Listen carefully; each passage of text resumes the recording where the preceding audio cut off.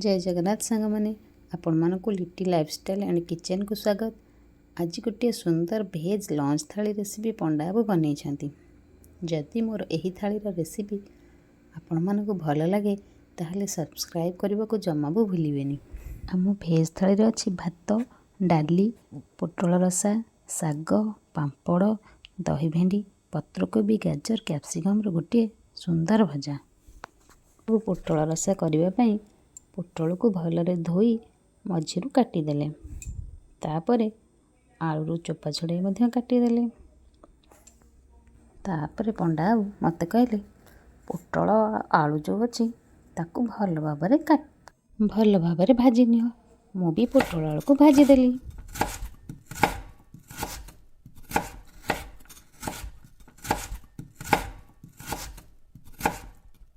जदि आपण मानकु मोर ए भेज लंच थाली रेसिपीटी भल लगी ताहले प्लीज कमेंट करी जणाइबे आउ लाइक शेयर करने को जमा भी भूलें।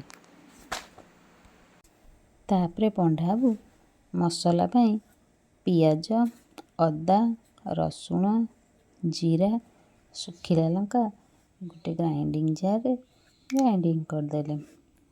तापरे गैस ऑन करके गोटे पैन बसईदेले।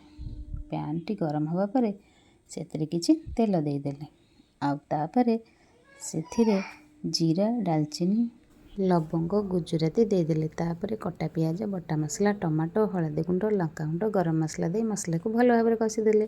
तापरे भजा पोटल आलू से दे कषिनेले। किछि समय पर अल्प पानी दे प्रस्तुत करदेले पोटल रसा। आउ आमर रेडी हो गला भेज थाली।